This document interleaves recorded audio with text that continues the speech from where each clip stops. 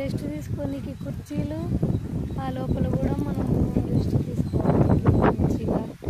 ఇవేంటంటే మనకి సిమెంట్ రేకులు అయిందన్న కొంచెం వేడి వేడి ఉన్నా కూడా మనకు అసలు ఈవెన్